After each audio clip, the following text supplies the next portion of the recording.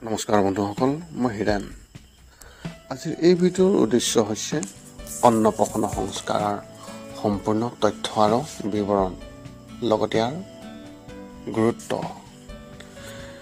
প্ৰথমে মোৰ চেনেলটো আপোনালোকে ছাবস্ক্ৰাইব কৰি ল'ব, যাতে মোৰ পিছৰ ভিডিঅ'বিলাক আপোনালোকে সহজে লাভ কৰিব পাৰে। লগতে মোৰ ভিডিঅ' যদি ভাল লাগে তেন্তে লাইক আৰু শ্বেয়াৰ কৰিব, কমেণ্ট কৰি আপোনালোকৰ মনোভাৱ প্ৰকাশ কৰিব।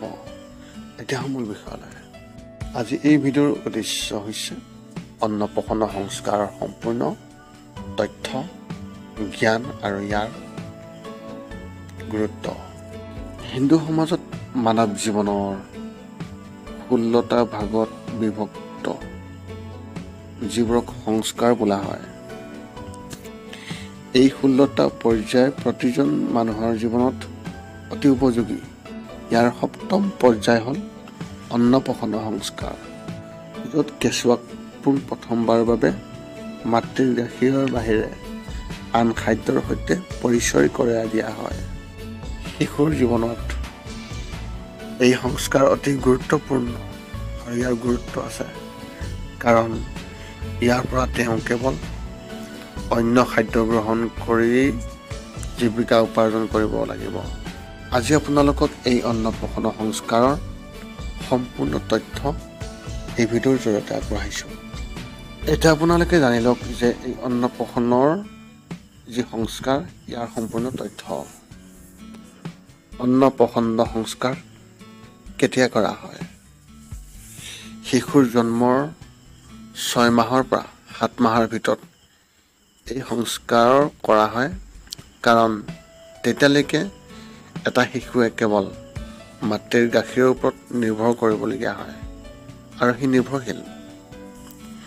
কোৱা হয় যে কেঁচুৱা জন্মৰ পৰা 6 মাহলৈকে তেওঁক কেৱল মাতৃৰ গাখীৰ খুৱাব লাগে, আৰু তাৰপিছত লাহে লাহে তেওঁ অন্য খাদ্য খুৱাবলৈ আৰম্ভ কৰিব লাগে। 7ম মাহৰ ভিতৰত শিশুৰ দাঁত ওলাবলৈ আৰম্ভ কৰে আৰু তাৰ পাছত শক্তিও অধিক শক্তিশালী হয়।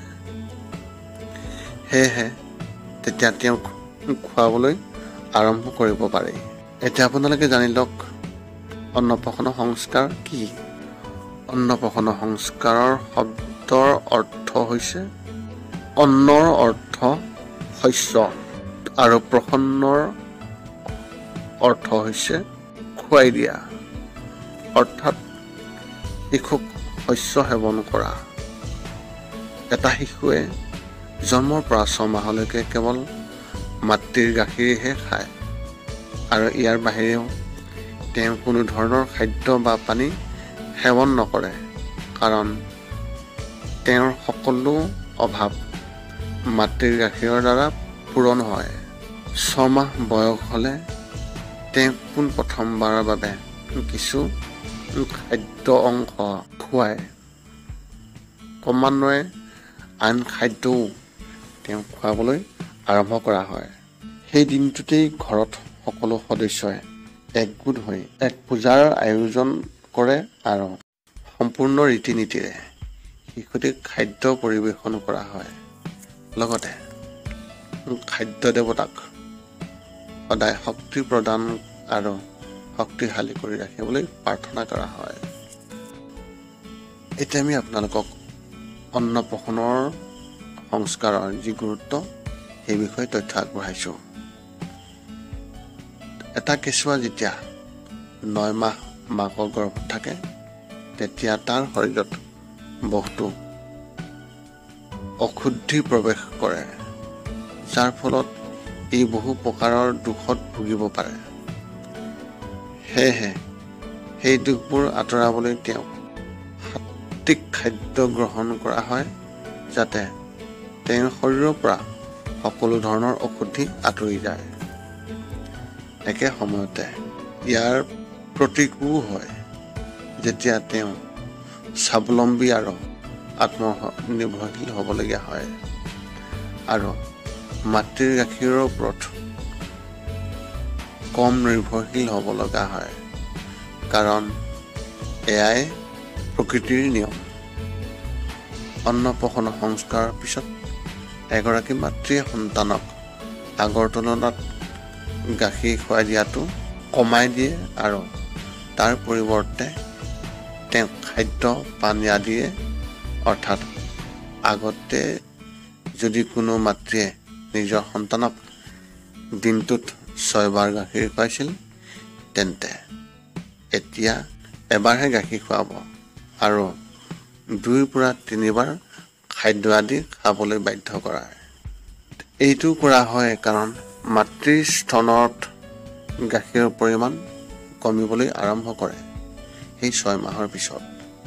সেয়েহে শিশুটিৰ বাবে অন্য খাদ্য ব্যৱহাৰ কৰাটো অত্যন্ত প্ৰয়োজনীয় হৈ পৰে। এটা কেঁচুৱা আৰু মাতৃ উভয়ৰে স্বাস্থ্যৰ প্ৰতি লক্ষ্য ৰাখি এই কাম কৰা হয়। গতিকে ক্ৰমান্বয়ে শিশুটিক খাদ্য খাবলৈ সক্ষম কৰি তোলা হয় আৰু এবছৰৰ পৰা 2 বছৰৰ বয়সলৈকে মাতৃৰ গাখীৰ খুৱাই দিয়াটো সম্পূৰ্ণৰূপে বন্ধ হৈ পৰে। তাৰপিছতেই গৰুজনীয়ে গোটেই জীৱন গাখীৰ খুৱাই থাকে। এতিয়া আপুনি জানি লওক যে গৰুক কিয় দ্বিতীয় মাতৃ বুলি গণ্য কৰা হয়। এই ভিডিঅ'টোত আপোনাৰ প্ৰশ্নৰ উত্তৰো দিছোঁ যে গৰুক কিয় মাতৃ হিচাপে সমানে মৰ্যাদা দিয়া হয়। কাৰণ এগৰাকী মাতৃয়ে জন্মৰ এবছৰ বা 2 বছৰৰ বাবেহে সন্তানক গাখীৰ খুৱাই দিয়ে। ইয়াৰ পিছত তেওঁ গোটেই জীৱন গৰু মাতৃৰ ওপৰত নিৰ্ভৰ কৰিবলগীয়া হয়। ম'হ, ছাগলী, উট আদিৰ পৰাও আমি গাখীৰ পাওঁ, কিন্তু এইবোৰৰ বাহিৰে গৰুক পোৱা আন গুণ আন কোনো প্ৰাণীত পোৱা নাযায়। সেইবাবেই গৰুক মাতৃৰ দ্বিতীয় মাতৃ বুলি গণ্য কৰা হয়। অন্নপ্ৰসন্নৰ সময়ত অৰ্থাৎ অন্নপ্ৰসন্ন সংস্কাৰৰ সময়ত এটা কেঁচুৱাক কি খুৱাব লাগে তাৰ বিষয়েও আপুনি জানিবাটো অত্যন্ত প্ৰয়োজন। যিহেতু কেঁচুৱাটোৱে সেই সময়লৈকে মাতৃৰ গাখীৰৰ বাহিৰে কোনো কঠিন খাদ্য খোৱা নাই, সেয়েহে সেই অন্নপ্ৰসন্ন সংস্কাৰৰ সময়ত তেওঁক কোনো কঠিন খাদ্য নিদিব। আপুনি খাদ্য প্ৰস্তুত কৰি তেওঁক তৰল ৰূপত দিয়ক। ইয়াত আপুনি দালি পানী, দৈ, পানীৰ সৈতে মিহলি কৰাই থোৱা চাউলৰ গুড়ি, পায়স, গাখীৰৰ পৰা তৈয়াৰ কৰা যিকোনো বস্তু ইত্যাদি দিব পাৰে। লগতে মনত ৰাখিব যে ইয়াত বেছি মছলা, তেল আদি থাকিব নালাগে, কাৰণ কেঁচুৱাটো আৰু লাহে লাহে সকলো খোৱাৰ অভ্যাসত পৰিণত হ'ব। গতিকে তেওঁক তৰল অৰ্ধকঠিন খাদ্যৰ পৰা আৰম্ভ কৰক, যিটো সাত্বিক আৰু লাহে লাহে তেওঁৰ খাদ্য তালিকাত অন্যান্য বস্তু অন্তৰ্ভুক্ত কৰিবলৈ আৰম্ভ কৰক। এই আছিলে অন্নপ্ৰসন্ন সংস্কাৰৰ সম্পূৰ্ণ তথ্য, বিৱৰণ আৰু গুৰুত্ব। পুনৰ লগ পাম অন্য এটা ভিডিঅ'ত। আজিলৈ ধন্যবাদ।